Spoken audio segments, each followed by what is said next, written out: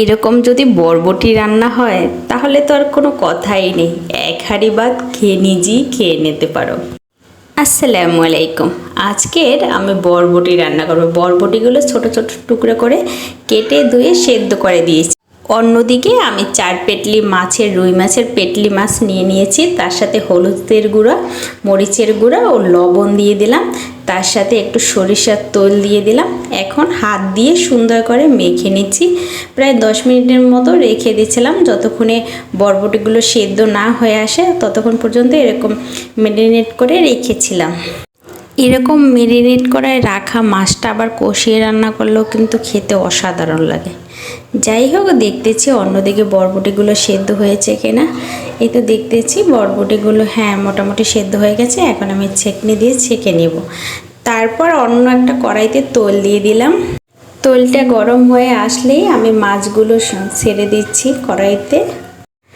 মাছগুলো কড়াইতে ছেড়ে দিয়ে মাছগুলো সুন্দর করে তেলে ভাজি করে নিচ্ছি। যেহেতু সবজি দিয়ে মাছ রান্না করব, মাছটা মোটামুটি করে ভালো করে ভাজতেছি। তোমরা যারা আমি যেভাবে বরবটি দিয়ে আজকের মাছ রান্না করতেছি, কে কে এভাবে রান্না করছো অবশ্যই কমেন্ট করে জানাবা। যারা যারা না করো না তারা একবার ট্রাই করে দেখবে, এটা কিন্তু খেতে অসাধারণ হয়েছিল। আপনার প্রিয় মানুষের প্রশংসা পেতে হলে এরকম সুন্দর সুন্দর রেসিপি করে আপনার ভালোবাসার মানুষদের খাওয়াবেন, দেখবেন আপনাকে সবাই প্রশংসা করছে। আমরা তো নারীরা, আমাদের একটু প্রশংসা করলেই আমরা অল্পতেই খুশি হয়ে যাই, কি বলেন তাই না? যাই হোক, আমার মাছ ভাজাটা হয়ে গেছে, মাছগুলো তোলাও হয়ে গেছে। তারপরে কড়াইতে আরেকটু তেল দিয়ে এখন আবার পেঁয়াজ কুচি দিয়ে দিলাম। পেঁয়াজটা একটু বাদামি করে ভেজে নিচ্ছি। পেঁয়াজটা মোটামুটি বাদামি করে ভাজা হয়ে গেছে। তার ভিতরে আদা রসুন পেস্ট দিয়ে দিলাম, জিরে বাটা দিয়ে দিলাম। তারপর আবার আমি সুন্দর করে এই মশলাটাও তেলে ভাজি করে নিচ্ছি, যাতে করে কাঁচা কাঁচা যেন কোনো গন্ধ না আসে। তার সাথে একটু কাঁচামরিচ ফাড়ি করে দিয়ে দিলাম।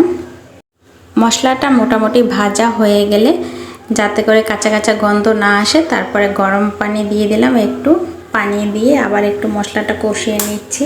তার সাথে এখন হলুদের গুঁড়ো দিয়ে দিলাম 1 চামচের মতো, মরিচের গুঁড়ো 1 চামচের মতো এবং গরম মশলা দিয়ে দিলাম 1 চামচের মতো। তার সাথে স্বাদ মতো লবণ দিয়ে দিলাম। এখন আবার সুন্দর করে মশলাটা ঢাকনা দিয়ে ভালো মতো কষিয়ে নেব। মশলাটা কষানো হয়ে গেলে একবারে মশলা থেকে যখনই তেল বের হয়ে যাবে তখনই মনে করতে হবে যে মশলাটা পারফেক্ট কষানো হয়ে গেছে। এভাবে ভালো মতো মশলাটা কষানো হয়ে গেলে তারপর সেদ্ধ করা বরবটিগুলো ছেড়ে দেব। দিয়ে প্রায় 3 মিনিটের মতো আমি আবার সবজিটা সুন্দর করে কষিয়ে নেব। যে কোনো মাছ মাংসের তরকারি মশলা যত কষাবে অত স্বাদ। যাই হোক, তারপর এখন আমি মাছগুলো ছেড়ে দিয়েছি। মাছগুলো দিয়ে আবার একটু মশলাটা দিয়ে আবার নাড়াচাড়া দিচ্ছি, যাতে করে সমস্ত মশলাটা মাছের গায়ে লেগে যায়।